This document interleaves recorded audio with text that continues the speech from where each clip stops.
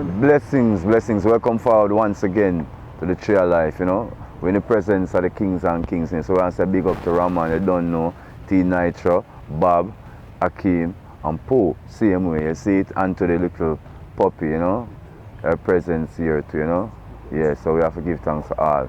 And also for the Tree of Life and the Trees of Life. Well, I'm Jerome Sage Butler, and some call me Jerome, some call me Sage, some call me Grandmaster. You know what I mean?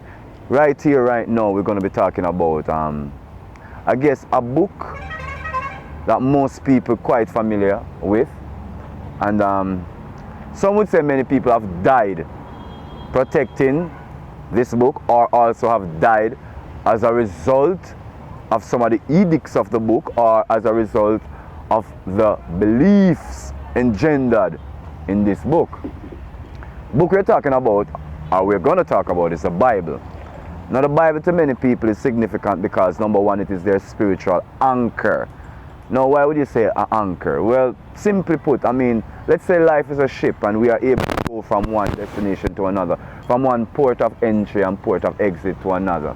Then our anchor is what seems to root us down and seem to keep us in a particular spot, right? When we seem to need to be, you know, centered, you know, grounded. So anchor keep us from just, I mean, sailing off and floating off into any and everywhere. So when you dock at a particular, you know, creek or a particular key, you know what I mean? If you don't anchor the thing, it's gone. But we are also mobile, you know what I mean? So the mobility is balanced by the anchor. So within your spiritual life, the Bible is like that balancing, you know, central axis, your anchorage, you know what I mean? It kind of puts you into a common space in the multiplicity of events and experiences of your existence. So the Bible being an anchor for millions of people, rooted in Christian values, Christian principles. The Bible for many also represents this book of pain and suffering, because a lot of what's contained in the book speaks about lots of war, suffering, pillaging and pilfering and whole manner of oppression, and through it all there is a people who is esteemed most amongst people, who were once at the highest end of their existence and then all of a sudden was torn down by their own ego and pride. So the Bible points to the kind of harsh activities and also suggests to some people the kind of harshness contained in human activities one to another. It cements some people believe that you can really oppress others in the name of a God that suggests that the universe is under a certain kind of supreme control, and that these particular members of these organizations, these secret church, you know, groupings can decide the destiny of billions of people across the world. So billions of people are under the direct influence wielded by priests, clergymen who use the Bible as a tool for many things. Some suggest ethnic cleansing, destruction of religious rights, I mean of other or indigenous religious rights. So it has two clear, distinct views. When one examines the stories within the Bible, one is seeing that there is generally a story of a person's rise, epic rise, and a person's epic fall through the egoistic nuances humans create because of desire, because of power. It tells of great kings rising and great kings falling, of great queens rising and great queens falling, and also of great queens appearing in the rubble of civilization, like Esther at the point where Jerusalem was subdued by an invading foreign force. The Bible has many edicts that suggest a way of life that is wholesome, that is balanced, that can be applied right across the board, regardless of where you are in the world. But it also has specific dictates that make I believe that it is indeed a sacred book.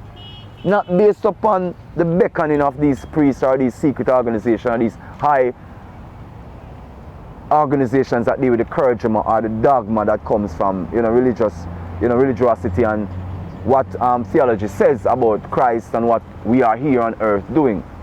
For me, the Bible represents a communion between millions of souls who have been through an experience of a spiritual nature, acknowledging a supreme deity above all other sub-deities, a supreme way of being, a supreme ordinance. I look at the Bible in that terms as a true guideline, a true guiding principle to human psyche that I cannot see within any other pages of any book written anything that suggests that it counteracts the philosophies, the psychologies, the truths and the facts of biblical information. Many people have done the biblical codes and have proven them to be correct. What has happened is that ecumenical language and religious language is written, or indeed spiritual language is written in a strange text, usually in parables as Christ says. So I would suggest that people who say they read the Bible for a direct knowledge won't always necessarily get this direct end result. If you read the Bible with an openness towards looking at stories, allegories as a means of subconsciously looking at human behavior, when humans act without true faith, when humans act without true justice, when humans act without true principles, what are the end results? My particular story that made me be more attuned with biblical principle and feel more at ease, regardless of what people say, and as time goes on, more information comes out, proper translations are coming out from old Amharic and Hebrew texts, so we are beginning to understand that there are true and clearer meanings that was not postulated through some of the biblical texts we were given in the context of the King James Version. Because Rastaman, I was talking about the Maccabees, and I've read parts of the book of the Maccabees within the Catholic Bible, and it points to something. And it points to a particular time in Jewish history that a particular dreadlock set of kings ruled for over 300 years.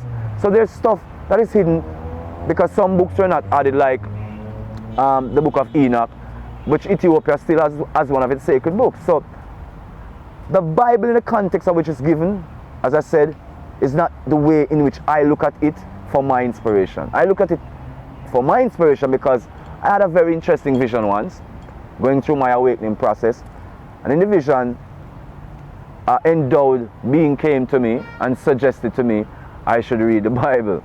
I took the Bible and I ripped it in about 5 pieces, and I threw it away because I said to the endowed being, the enlightened being, I don't need a Bible, I don't deal with this religiousness you're putting on me. But then when I looked at the 5 pieces of the Bible that I saw torn, I looked and I saw that it was books like the book of Enoch, it was books like the Emerald Tablets, books that I had revered. It was books like the Bhagavad Gita, the Book of the Dead. It was all those books that I had revered as sacred books. All those fragments were those books. And when I gathered back those books together, I saw that it was a Bible that I held in my hand. I never had a clearer vision. Then I began to learn about Bible codes, and then to begin to realize that the Bible is written in a particular sigil and a particular hidden language, that direct understanding of it won't necessarily always bring you closer to God if you're not led with the spirit of understanding and truth.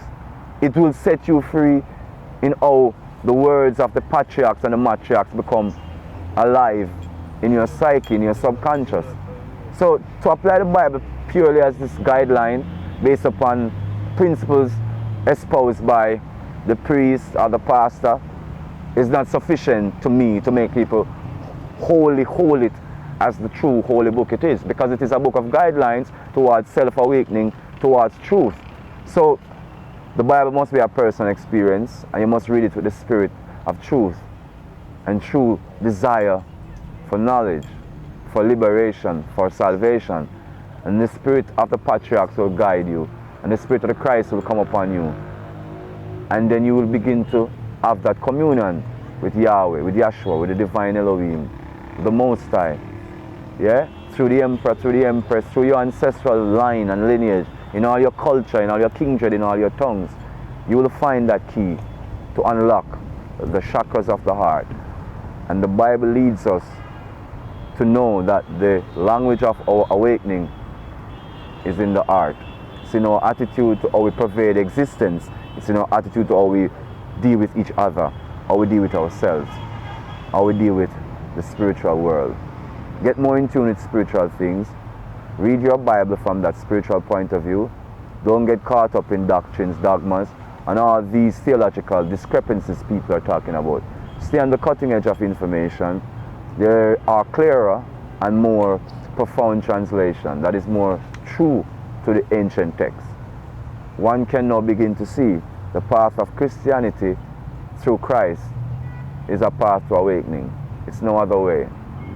And though it is a path to awakening, and it is filled with many pundits, many distractors, dementors and tormentors along the way, you must remember why you are on the way in the first place. Because the world is filled with trappings that lull you to sleep and put you in a false sense of security and a false sense of well-being.